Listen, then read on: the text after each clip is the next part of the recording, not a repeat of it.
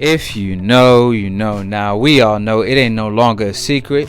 Josh Taylor is the best 140 pounder today, and he proved that by defeating Regis and winning the Ali Trophy in a tournament where we need more of it in the sport of boxing today, because that's what makes the sport great, because it's a tournament. So the best gonna fight the best at the end of the tournament, right? Just like the NBA and the NFL. So that being said, Josh Taylor showed me a lot, defeating Regis in a close fight. He showed that he could box, he could bang, he versatile, and he could adapt. And he's a very small fighter, and he fought a guy that hit very hard, and he fought him in the pockets. And I was very impressed by Josh Taylor. That being said, I would love to see Josh Taylor versus a Terence Crawford, because Terence Crawford was the last undisputed champion at 140. However, I do want to see Josh Taylor become undisputed at 140, even though we already know he's the best 140 pounder, period. If you thought you were the best, or you thought you could have won the tournament, then you should have joined the tournament. That being said, Josh Taylor wasn't even favored to win the tournament. When he first hopped into the tournament, he was really unknown, and out of nowhere he climbed the ladder and showed that he belongs at the pound for pound list, in my opinion. That being said, a fight that makes a lot of sense to me is Vasyl Lomachenko versus Josh Taylor, because we all know Josh Taylor is the best 140 pounder, and we all know Vasyl Lomachenko is arguably the best 135 pounder. So if Vasyl Lomachenko want to prove that he pound for pound number one, and he want to win another title at another weight division, because he claims he want to compete with a Manny Pacquiao, and he wants to be as great as a Manny Pacquiao, even though he turned down a fight with a 40 grandpa version of a Manny Pacquiao. Manny Pacquiao was 40 years old when he offered a Lomachenko a fight, and Loma still turned that fight down. That being said, he also vacated his belt, the WBC belt, to avoid a Devin Haney. However, when it comes to Josh Taylor, I believe that will be a great fight, because Josh Taylor is a southpaw. He could fight in the inside. He showed that he could adapt, and he showed that he could fight multiple ways, and he comfortable in the pockets and boxing off the back foot and pressuring you. So like I said, he like water. He adapt, and he could become any shape he wants to be that fight night. Just like Bruce Lee said, if you put water on the floor, it becomes the floor. If you put it on the cup, it becomes the cup. If you put it on the bottle, it becomes the bottle. That's what Josh Taylor basically showed, that he a versatile fighter. So Lomachenko, if you want to prove he great, let's see you fight a Josh Taylor, because he stated that he want to go back to the UK since he can't sell in the States. So if that's the case, there's no bigger mega fight for him in the UK than a Josh Taylor. And even a legacy fight too. The best 135 pounder against the best 140 pounder. That's a huge fight right there. A pay-per-view fight that I would love to watch. And I believe Josh Taylor have the kryptonite to beat a Lomachenko. And let me explain.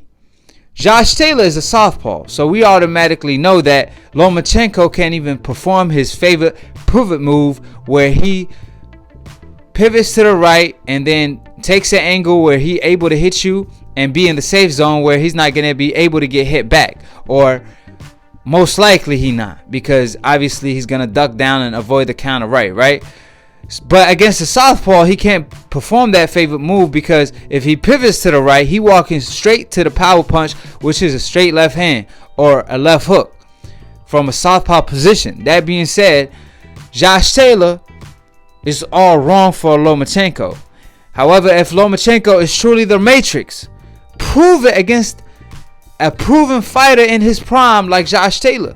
Keep in mind, he fought a small bitty Rigondeaux after he avoided Rigondeaux at 126.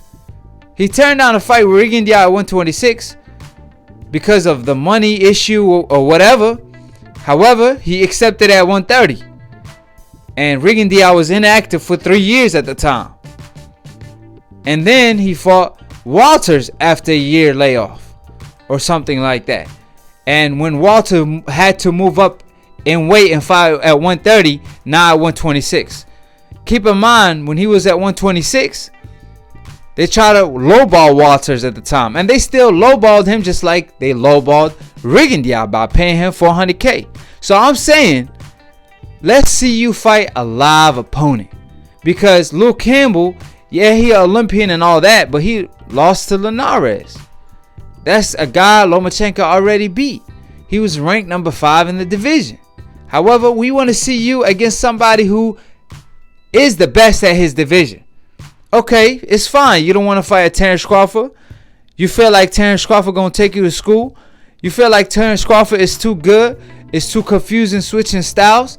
Well, let me see you fight a Josh Taylor. And I'm telling y'all, Josh Taylor has the kryptonite to beat a Lomachenko because of the way he fights. He's tall. He going to be able to outbox Lomachenko from the outside, landing power shots all night.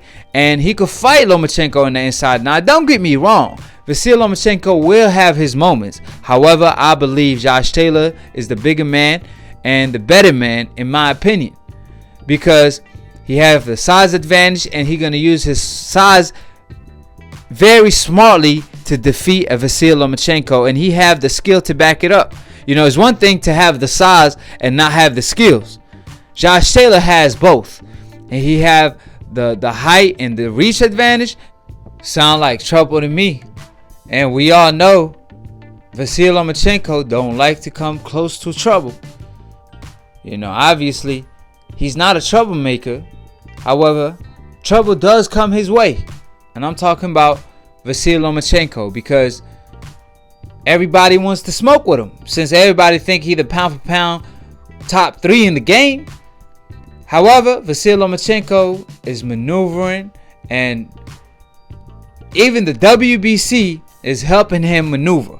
However, like I said, if you want to prove that he great, you have a Josh Taylor fight. You already missed out on a Terence Crawford opportunity, and you avoided that fight when Terence Crawford called you out, stating, if you think you pound for pound number 1, come see me at 137. Lomachenko said absolutely not. He avoided the Salido rematch. Didn't want to give Salido the money he deserved. He also turned down a Manny Pacquiao fight at 40 years old. And the latest maneuver was him avoiding Devin Haney by getting the paper title, the French fries champion. I meant the franchise champion. I think French fries champion sound better to me. So that being said, we all know what time it is. If Lomachenko want to prove that he great, if he want to prove that he's not overhyped like Gennady Golovkin was, then don't do what Gennady Golovkin did, which is avoid a Lara, avoid an Andre Ward that could have elevated your career to prove yourself. However, he avoided them guys for a reason. It's because he didn't want to get exposed. Now, is that what Lomachenko, is that the message he's trying to send? Let that sink in. That being said, we're going to talk about this on Split Decision, so be on the lookout for the cookout. We back on the map, so check out my show Split Decision. Episode 5, I dropped it, and I host it every Monday, so be on the lookout for the cookout. Subscribe below if you're trying to get smarter by the minute. If you're trying to get dumb about a second, don't listen to these casual fans. Follow Lunatoon Boxing for the funniest boxing memes, and follow me at Aki TV. All these links will be in the description box below, and click on the notification bell to get notified every time we go live and to be continue on the next episode of Aki TV. Thank you, and we out.